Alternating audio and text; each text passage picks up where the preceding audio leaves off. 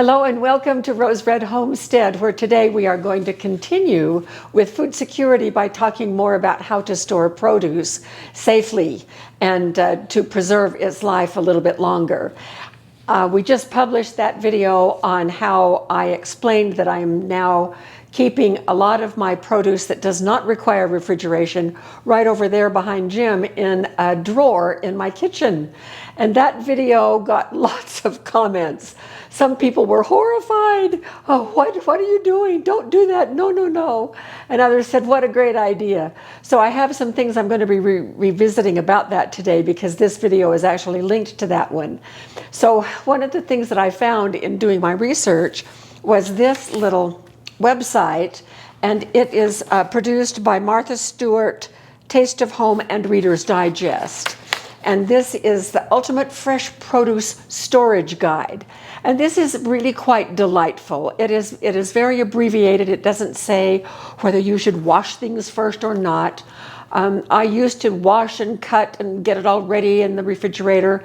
I don't do that so much anymore, and I don't notice a big difference between either of those procedures. So now I just put it in the refrigerator as it comes in from the store and then clean it when I get ready to use it. This is a 3-pager, and I'm going to put the link to this right below the description of our video so that you can just click on the link and you also can print it out. It's quite a handy thing to have. We're not going to go over the whole thing today. We just simply don't have time. But I am going to do some representative examples from each thing from each of the divisions that they have on this handout. The first thing is that they give you a key to the storage container, and I'm going to show you what they suggest. They suggest storing some things in the bags from the store, some things in paper bags, some things in a resealable bag with a dry paper towel. I have 2 of those ready. And then sometimes just a resealable bag, no paper towel. And this one was new to me, and boy do I love it. Storing things on the refrigerator shelf in a jar or a glass of water, and we're going to do that with a couple of things. Now, as they go through this list, the list is divided up into up to 1 week, 1 to 2 weeks, 2 to 3 weeks, 3 to 4 weeks, 4 weeks or longer. And then they have 3 places to store fresh produce. 2 in the refrigerator, either on the shelves or in the produce drawer, and then in the pantry or on the countertop. And of course, we have used the drawer. So this is how this links right into what we have done with our previous video. And under each one, for instance, up to a week, this is the list for storing on the refrigerator shelf. We don't have time in our video to go through every one of these. So I'm just going to do a representative selection from each of those little sections. And I selected for the refrigerator shelf, strawberries. Now this is how my strawberries come. I don't grow my own. I have in the past, but I haven't started doing that here. It's way hot. And so what is the recommendation for strawberries? Well, for strawberries, it is a bag with a paper towel. And so what I am going to do from now on, have you ever opened up one of these after it's been in your refrigerator for several days and found a rotten one at the bottom that you didn't see? I am now going to, when I bring those home, I'm just going to put them right in this bag with the paper towel, and I'm checking them as I go so I can get rid of anything rotten to begin with. And then if anything starts to bleed, it will just be absorbed by that paper towel. This is going in the trash. I don't reuse these. And this is going in my refrigerator, and look on the back already, it's absorbing some liquid. I'm going to just put this right on the refrigerator shelf. So this is ready to go on the refrigerator shelf. Not in a crisper drawer, but in the shelf. And I'm going to stack these over here so I don't keep opening and closing my refrigerator. Now for the crisper drawer, is broccoli. And broccoli says to store in a plastic or produce bag. Well, this is a produce bag. I was kind of doing this one right. And so this broccoli is going to stay just in this produce bag. And so it's going over here. And how long for each of these items? This is up to 1 week. This is the section that is up to 1 week. So the last thing that we're going to do for keeping up to 1 week is this bag of spinach. Now, according to the recommendation, spinach goes into a bag with a dry paper towel. So I'm going to do that. Now, ordinarily I would just leave the spinach in this bag, but I'm going to try to see if it works any better to do it as they suggest. So I'm just going to dump this right into this bag and seal it up.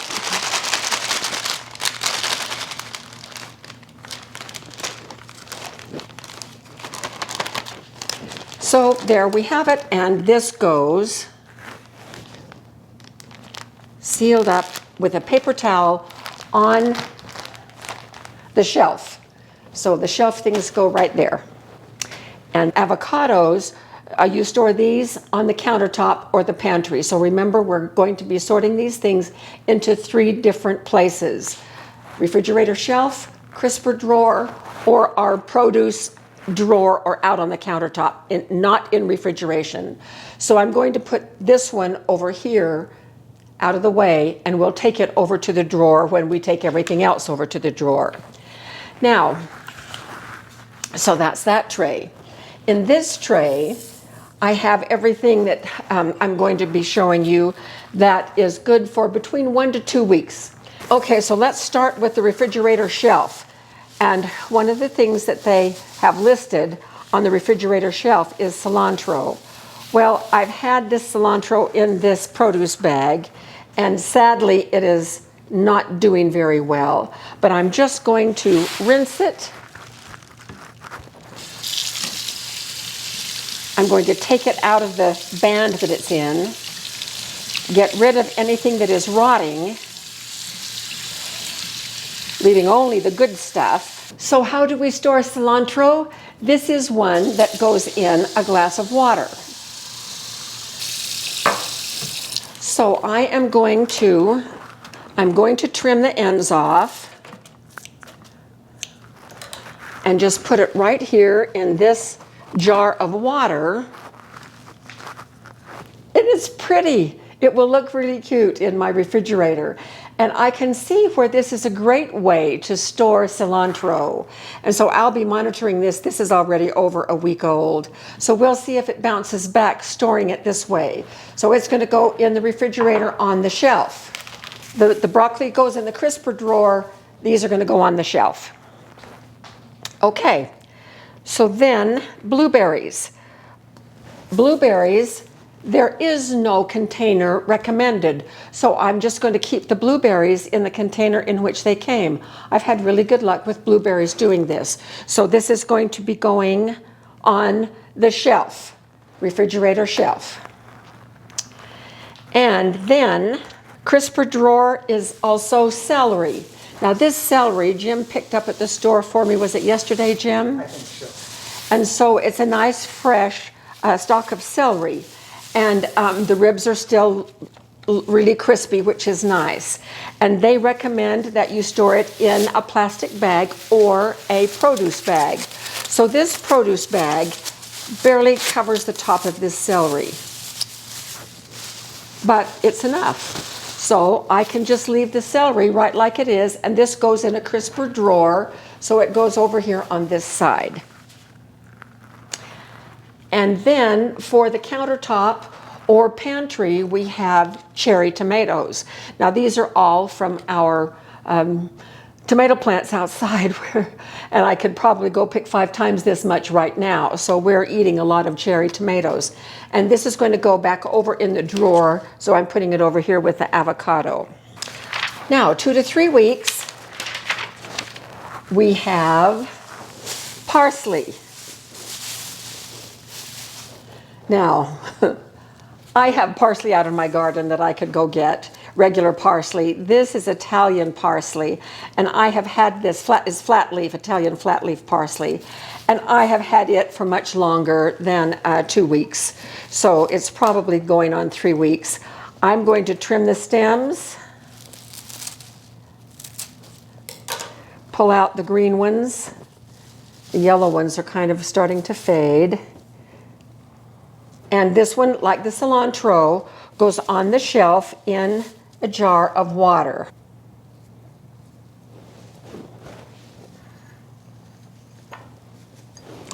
And we'll put water in here.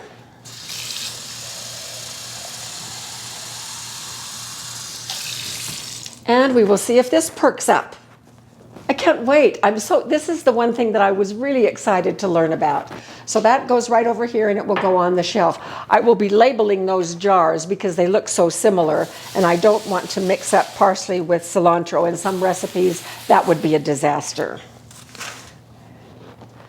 All right, the other thing in 2 to 3 weeks that goes in the crisper drawer is iceberg lettuce. Now, iceberg lettuce always comes in this little plastic thing that is wrapped. And I'm going to take it out of what it came with from the store. And I usually take it and whack it and pull this out and rinse it off and get it all ready, but I'm not going to do that this time. Now this goes in a plastic bag with a paper towel. And we will see how this does.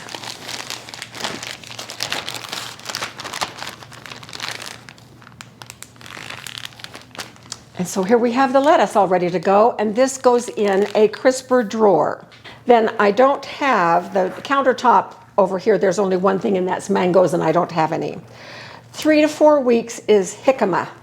So here is jicama, and if you've watched our previous videos, you know how much I love jicama. And this looks like a really good one. So the recommendation is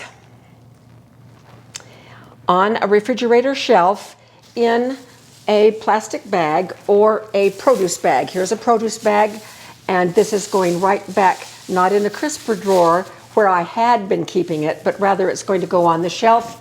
I will put it right here with the shelf items.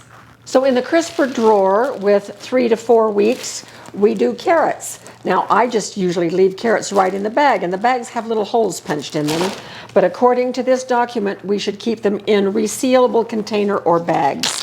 So, and we need to cut the tops off. Well, the tops are already cut off, carrots that you buy in the grocery store. But if you, ooh, that top needs to be cut off. It's awful.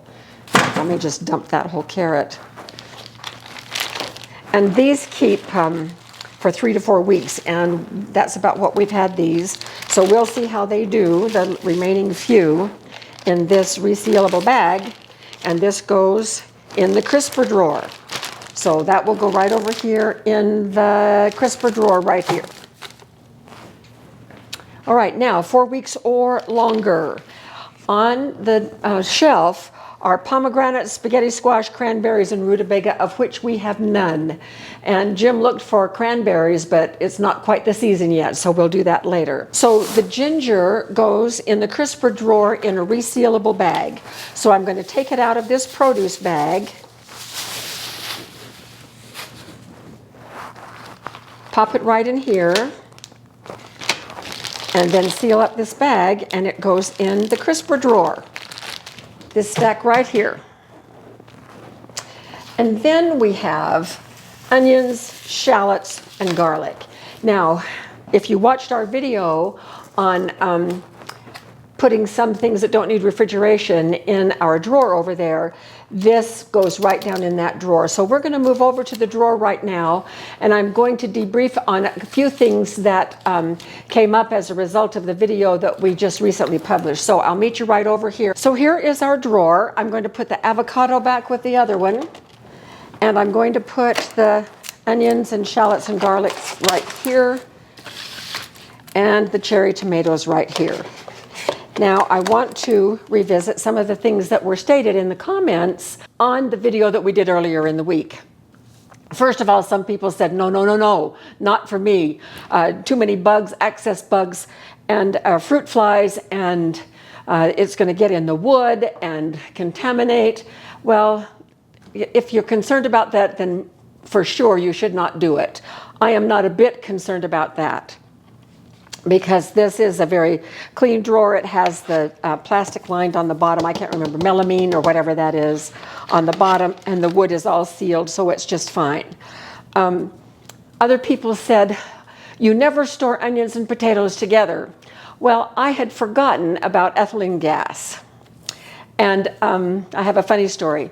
Years and years ago, I lived in El Paso raising my children with my first husband. And El Paso was right across the Rio Grande from Juarez. And my family loved bananas. I would often go shopping over in Juarez, and they had better prices over there. And one day I found a banana store. All it dealt with was bananas, and they were in those great big long, I don't even know what you call them. So I remembered that. And I was talking with the grocery person in my store over in El Paso, and he mentioned that bananas need to be ripened using ethylene gas. And I thought, oh, for goodness sake, using a gas on bananas, that is just ridiculous. I want bananas that haven't been gassed. And so I made a trip over to Juarez, especially to get some bananas at that banana store. And I walked in, and lo and behold, they had no bananas. All the places where bananas had been before were completely empty. And so I asked the proprietor about bananas. He said, oh, they're all upstairs in the gas room getting gassed. And so, I had no clue back then what I was even talking about. But now I understand about ethylene gas, and I have known about that for a long time. Apples give it off, other things give it off. But in this drawer, we have a little bit of a problem, because some of this produce gives off ethylene gas, and others are sensitive to ethylene gas. And what ethylene gas does, it causes things to ripen quicker, and therefore they can spoil faster. And so several people said, onions give off ethylene gas, you can't store them together. Well, I did more detailed research on which of the things I hear are ethylene producers and which are sensitive to ethylene gas, because we don't want to put them together. So I'm going to be doing some adjustments. So on the producer side, and I have this, it's from a university, so I trust there. And I found a lot of conflicting information. There was one site that said onions give off ethylene gas. Well, when you do research on the internet, if you go to an individual's website, and a lot of people mean well, they think they know information, and if a lot of times if it supports what we already believe, we don't look any further. But that's a mistake. We need to double check people's accuracy by looking at trusted sites, and I have several trusted sites. Most of them are from university extension offices that do a lot of research and have a lot of food expertise among the people who work for them. And so in doing that kind of research, looking at universities, the extension offices, I found out that the producers include avocados are producers, bananas are producers, but I'm not going to put bananas in here. I never intended to put bananas in here at all. Then also potatoes are producers and tomatoes are producers. Now, it would be just fine if these things produced the ethylene gas and none of the other things were sensitive to the ethylene gas. But now let me look over on the side with the vegetables that are sensitive, that where we don't want to have the producers and the sensitives in the same place. So those things that are sensitive include, that I have in this drawer, include onions and squash. Onions are susceptible to the ethylene gas. They will ripen and rot faster when these other things are producing the gas. So I'm going to take these out. And squash, oh dear, squash. So I'm going to remove my squash from this drawer as well. Wait a minute. My producers are avocados, potatoes, and tomatoes are the producers. So I've got gas going here. I have gas going with the avocados, and I have gas going with the potatoes. And so if I remove the onions And if I remove the squash,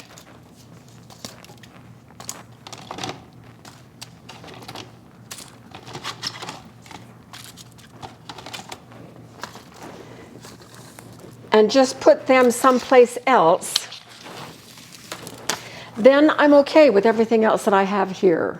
And I can add some other things too, among other things that are not sensitive. So I'm readjusting just a little bit so that I don't have the producers and those that are sensitive in the same drawer. I have a lot of tomatoes, so I know I'm going to be building up tomatoes. I don't always have potatoes. I may switch sometimes and put the producers here and the sensitives elsewhere. And so I will be making adjustments in that way. But so far, this is working beautifully, absolutely beautifully. I have not seen one fruit fly, not one. And granted, it's still very short term. It's just been a few days. But before, there were fruit flies all over this produce that I had. And so keeping the drawer closed, I think, does not allow the fruit flies in, and I wasn't sure about that, but it appears to be so. So these are some interesting ways that we can keep our produce so that it lasts longer. And I'll be coming back every once in a while, probably in a micro moment, and give you an update on how some of today's projects are working well and whether or not that is working the way we hope that it does too.